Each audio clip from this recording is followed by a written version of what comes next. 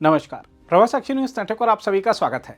प्रवर्तन निदेशालय की छापेमारी ने पश्चिम बंगाल की राजनीति में एक बार फिर भूचाल ला दिया है। इस बार कार्रवाई के केंद्र में रहा तृणमूल कांग्रेस से जुड़ा रणनीतिकार समूह आईपैक और उसके प्रमुख प्रतीक जैन का आवास तथा कार्यालय। जैसे ही ईडी की टीमें कोलकाता में सक्रिय हुई, मुख्यमंत्री ममता बनर्जी आक्रामक तेवर में सामने आई और सीधे केंद्रीय गृह मंत्री अमित शाह पर सवाल दाग दिया। ममता ने कहा कि क्या केंद्रीय गृह मंत्री का काम विपक्षी दलों को डराना और उनकी आंतरिक जानकारियां जबरन निकलवाना रह गया है। हम आपको बता दें कि ईडी की छापेमारी की खबर सामने आते ही ममता बनर्जी तत्काल प्रतीक जैन के यहां पहुंच गईं और आईपैक के ऑफिस से फाइल और लैपटॉप लेकर निकल गईं। ममता के इस रुख की निंदा करते हुए पश्चिम बंगाल विधानसभा में नेता प्रतिपक्ष शुभेंदु अधिकारी ने कहा है कि प्रवर्तन निदेशालय की छापेमारी के दौरान मुख्यमंत्री ममता बनर्जी का आईपैक प्रमुख प्रतीक जैन के आवास पर जाना असंवैधानिक और केंद्रीय एजेंसी की जांच में सीधा हस्तक्षेप है। शुभेंदु अधिकारी ने कहा कि ईडी को इस मामले में मुख्यमंत्री के खिलाफ कदम उठाने चाहिए। शुभेंदु अधिकारी ने कहा कि मुख्यमंत्री पूर्व में सीबीआई की छापेमारी के दौरान कोलकाता पुलिस के तत्कालीन आयुक्त राजीव कुमार के सरकारी आवास पर भी गई थी। हम आपको बता दें कि आईपैक तृणमूल कांग्रेस के आईटी प्रकोष्ठ का भी कामकाज देखता है, इसलिए उसके यहां हुई छापेमारी से बड़ा राजनीतिक विवाद खड़ा हो गया है। मुख्यमंत्री ममता बनर्जी ने आरोप लगाया है कि ईडी की यह कार्रवाई किसी कानूनी प्रक्रिया का हिस्सा नहीं बल्कि सुनियोजित राजनीतिक साजिश है। उनका कहना था कि एजेंसियों का इस्तेमाल कर तृणमूल कांग्रेस के चुनावी प्रबंधन, पार्टी की आंतरिक रणनीति और दस्तावेजों तक पहुंचने की कोशिश की जा रही है। ममता बनर्जी ने यह भी कहा कि इससे पहले भी केंद्र सरकार ने सीबीआई और ईडी का दुरुपयोग किया है, लेकिन बंगाल झुकेगा नहीं। सूत्रों के मुताबिक ईडी की दिलचस्पी आईपैक के वित्तीय लेन देन और कुछ संदिग्ध अनुबंधों में है। एजेंसी का दावा है कि उसे कुछ महत्वपूर्ण दस्तावेजों और डिजिटल डेटा की तलाश है। वहीं तृणमूल कांग्रेस इसे सीधे तौर पर हस्तक्षेप बता रही है। पार्टी नेताओं का कहना है कि जब भी चुनाव नजदीक आते हैं, केंद्र की एजेंसियां बंगाल में सक्रिय हो जाती हैं। इस बीच बीजेपी ने ईडी की कार्रवाई को कानून के तहत बताया है। बीजेपी नेताओं का कहना है कि अगर कोई गड़बड़ी नहीं है तो जांच से डर क्यों है। पार्टी का दावा है कि तृणमूल कांग्रेस भ्रष्टाचार में डूबी हुई है और अब उसका पर्दाफाश हो रहा है। बीजेपी ने यह भी कहा है कि ममता बनर्जी जांच से ध्यान हटाने के लिए केंद्र पर हमला कर रही हैं। To collect all of our party hard disk, the candidate list, the party strategy, the party plan. Is it the duty of the ED and Amit Shah, the nasty home minister, the naughty home minister who cannot protect the country, and he's taking away all my party documents? If I raid the BJP party office, what will be? What will be the result? They didn't have any guards. One side the SIR case, they are deleting all the names of the Bengal people. More than 2 crore people, 1.5 crore people are being called. 54 lakhs are being deleted without any asking their details. They are using WhatsApp only, and because of election they are collecting all my information of my party. देखो मैंने सब लेके आया, because I rang up Pratik, because he is the in charge of my party.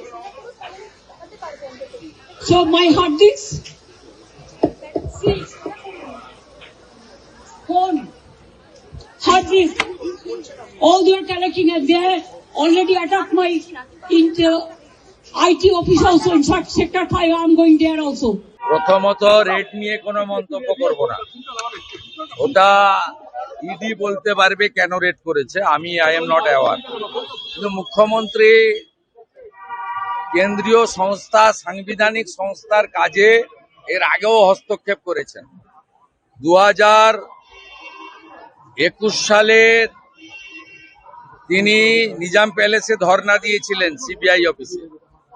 Firhad Hakim, Sovan Chattopadhyay, Madan Mitra, Subrata মুখার্জিদের গ্রেপ্তারের বিরুদ্ধে। এবং মুখ্যমন্ত্রী এর আগে রাজীব কুমারের বাড়িতে যখন সারদা মামলা নিয়ে রেড হয় সিবিআইর, সেদিনও তিনি সিপিকে নিয়ে ধর্ণা দিয়েছিলেন কলকাতাতে, ধর্মতলাতে। স্বাভাবিকভাবে মুখ্যমন্ত্রীর এই ধরনের কাজ সাংবিধানিক প্রতিষ্ঠানের সরাসরি কাজে হস্তক্ষেপ এবং তদন্তে বাধা দান, এটা একজন মুখ্যমন্ত্রী, তিনি শুধু রাজনৈতিক নেতা নেত্রী নন, প্রশাসনিক কর্তৃ, নিন্দা জানাই। এবং ইডি নিশ্চয়ই তার ক্ষমতা বলে তাদের মুখ্যমন্ত্রীর বিরুদ্ধেও ব্যবস্থা নেওয়া উচিত বলে আমার মনে হয়েছে। সেই ব্যবস্থা তারা আইনের মধ্যে থেকে নেবেন। কয়লা পাচার মামলা কি পুরনো কয়লা পাচার মামলা এই রেট চলছে আইপ্যাকের সঙ্গে 10 বছরের কি সম্পর্ক বলে এটা করেছে মুখ্যমন্ত্রী অভিযোগ করেছে। আইপ্যাক ভোটার লিস্ট থাকবে কেন? আইপ্যাকের কাছে ভোটার লিস্ট মানে ভোটে যারা আপনি তো ভোটার লিস্ট আছে বলছেন, বাজেয়াপ্ত করতে গেলে আইপ্যাকের কাছে ভোটার লিস্ট থাকবে কেন? কেন ভাই? আমি তদন্তের ব্যাপারে বলবো না, আমার জানা নেই। আইপ্যাকের কোনো যোগ থাকতে পারে আমি বলবো না, আমি ইনভেস্টিগেশন এবং ইডির পার্টে ঢুকবো না, সরি। আমি মুখ্যমন্ত্রী যাওয়া, সিপি যাওয়াটাকে মনে করি অনৈতিক, অসাংবিধানিক, কেন্দ্রীয় সংস্থার তদন্তে সরাসরি বাধা দান মুখ্যমন্ত্রী এর আগেও করেছেন। রাজীব কুমারের বাড়িতে রেড হওয়ার সময়, এবং তিনি 5 ঘন্টা ধর্ণা দিয়েছেন নিজাম প্যালেসে। আপনার যখন ফিরহাদ হাকিম সহ বেশ কয়েকজনকে গ্রেপ্তার করেছে, এরা মুখ্যমন্ত্রীর অভ্যাসের মধ্যে পড়ে। কিন্তু কেন্দ্রীয় তদন্তকারী সংস্থা তার যে সাংবিধানিক অধিকার আছে সেই অনুযায়ী যদি এই তৃতীয়বারেও এই মুখ্যমন্ত্রী এবং সিপির বিরুদ্ধে ব্যবস্থা না নেন, তাহলে কিন্তু পশ্চিমবাংলায় ভুল বার্তা যায়। মমতা ব্যানার্জি বলছে আমি যদি বিজেপি অফিসে তল্লাশি করি তখন কি হবে? মমতা ব্যানার্জি বলছেন আইপ্যাক কি পার্টি অফিস নেই? আইপ্যাক একটা কর্পোরেট সংস্থা, তাদের বিরুদ্ধে অভিযোগ আছে, তদন্ত করবে, তারা দেখিয়ে দেবে কাগজপত্র, তাদের রিটার্ন ফাইল সবকিছু পরিষ্কার আছে। পরিষ্কার থাকলে তো সবার অফিস বাড়ি তল্লাশির পরে তো গ্রেপ্তার হয়, এমন তো নয়। ফেস করবে। মুখ্যমন্ত্রী তো আমার বাড়িতে সিআইডি পাঠিয়েছিলেন, দাদা পার্টি তালিকায় আমার প্রবীণ বাবা মাকে হেনস্থা করেছেন সিআইডি পাঠিয়ে 3 বার। আমি তো সিআইডির কাছ থেকে ফিতাও নিয়ে মাপতে গেছিলেন, ফিতা কাটিয়ে নিইনি। টিএমসি পার্টি তালিকায় দেওয়ার জন্য আমার নন্দীগ্রামের এমএলএ অফিসে আসামি খুঁজার নামে সার্চ ওয়ারেন্ট ছাড়া তছনছ করেছে অফিস। মুখ্যমন্ত্রীর মুখে এগুলো মানায় না। আর মুখ্যমন্ত্রীকে আমি চ্যালেঞ্জ করলাম, বিজেপি কেন যে কোনো লোকের বাড়িতে আপনি পাঠিয়ে দেখুন, পার্টি অফিসে তল্লাশি পাঠিয়ে দেখুন, পার্থ চ্যাটার্জির কচি বান্ধবী অর্পিতার মতো 51 কোটি টাকা কারো বাড়িতে পাবে না। আর আপনার বাড়িতে যদি তল্লাশি হয় 100 কোটি টাকা পাওয়া যাবে। দাদা পার্টি তালিকা সরিয়ে দেওয়ার আমি আপনাকে আবারও বলি, IPAC not at all a political organization. আপনি প্রথম প্রশ্ন করলেন, আপনাকে কেউ যদি প্রশ্ন শিখিয়ে করে আলাদা কথা, আমি ফেস করতে জানি, আমি স্কিপ করি না। প্রথমে বললেন ভোটার লিস্ট আইপ্যাকে থাকবে কেন? এখন বলছেন প্রার্থী তালিকা আইপ্যাকে থাকবে কেন? प्रार्थी तालिका तो टीएमसी ऑफिस में। देखिए, कोल स्कैम के लिए अदालत का निर्देश पर ईडी ने आईपैक का जो डायरेक्टर उनका घर में छापा मारा और उसमें मुख्यमंत्री पहुंच गए। इतना सारे मंत्री लीडर का घर पे एजेंसी ने छापा मारा, उनको गिरफ्तार किया, मुख्यमंत्री नहीं पहुंचे कारण उनको मालूम है उसमें वो फंसेगा, उसका जेल होगा। इसमें पहुंच गया, इसीलिए इसमें कलीघाट भी फंस जाएगा। और उसी जगह में घुस के कोई फाइल चोरी करके ले जाना, पार्टी का नाम करके कोई फाइल को लेके जाना, ये अपराध है। मुख्यमंत्री अपना पद का दुरुपयोग करके जो फाइल लेके चले गया उसमें सारे तथ्य है। इसीलिए मुख्यमंत्री ऐसा करके अदालत का अवमानना किया, जो तदंत चल रहा है उसमें बाधा डाला और जो फाइल चोरी किया वो चोरी किया। इस सारे जुर्म में मुख्यमंत्री ममता बनर्जी को गिरफ्तार करना चाहिए। हम मांग कर रहे हैं ममता बनर्जी को तुरंत गिरफ्तार करके हिरासत में लेना चाहिए और उस फाइल को उद्धार करना चाहिए। हम आपको यह बता दें कि इसी सियासी उथल पुथल के बीच बीजेपी के राष्ट्रीय अध्यक्ष जेपी नड्डा 2 दिवसीय दौरे पर पश्चिम बंगाल पहुंचे हैं। कोलकाता हवाई अड्डे पर उनका भव्य स्वागत किया गया। नड्डा राज्य इकाई के अध्यक्ष सामिक भट्टाचार्य, केंद्रीय मंत्री सुकांत मजूमदार और अन्य नेताओं के साथ बैठकों का सिलसिला शुरू कर चुके हैं। पार्टी के अनुसार यह दौरा पूरी तरह आगामी विधानसभा चुनाव की तैयारी पर केंद्रित है। नड्डा जिला अध्यक्षों, विभिन्न विभागों के संयोजकों और प्रवासी कार्यकर्ताओं के साथ संवाद करेंगे।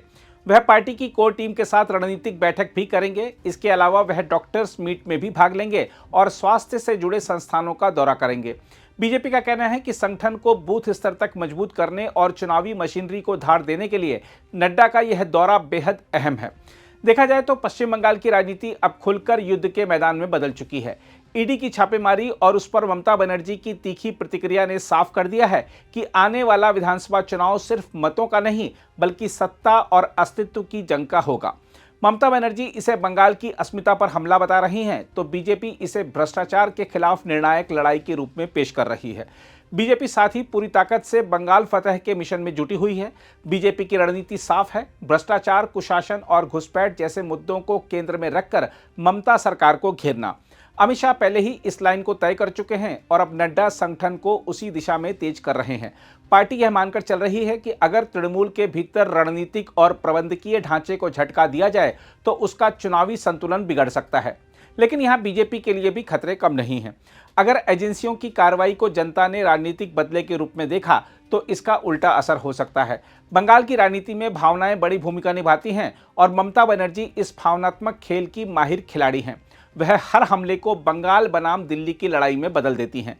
आगामी विधानसभा चुनाव की दृष्टि से यह पूरा घटनाक्रम बेहद निर्णायक है। ईडी की छापेमारी ने चुनावी माहौल को गरमा दिया है। अब मुद्दे सिर्फ विकास या योजनाएं नहीं रहेंगे बल्कि लोकतंत्र, संघीय ढांचा और राजनीतिक स्वतंत्रता जैसे बड़े सवाल भी बहस के केंद्र में होंगे। बीजेपी जहां सत्ता परिवर्तन का सपना देख रही है, वहीं तृणमूल इसे अस्तित्व की लड़ाई बना रही है। बहरहाल यह स्पष्ट है कि पश्चिम बंगाल में राजनीति अब नरम नहीं रहने वाली। यह लड़ाई तीखी होगी, आक्रामक होगी और हर मोर्चे पर लड़ी जाएगी। एजेंसियां, संगठन, सड़क और सोशल मीडिया सब कुछ इस महासंग्राम का हिस्सा बनेंगे। आने वाले महीनों में यह तय होगा कि बंगाल की सत्ता की चाबी किसके हाथ में जाती है। लेकिन इतना तय है कि यह चुनाव देश की राजनीति की दिशा को भी गहराई से प्रभावित करेगा। अगर आप भी लेना चाहते हैं देश दुनिया की तमाम जानकारी तो आज ही सब्सक्राइब करें हमारे चैनल को। साथ ही नीचे दिए बेल आइकन को जरूर दबाएं ताकि हर अपडेट आप तक पहुंच सके।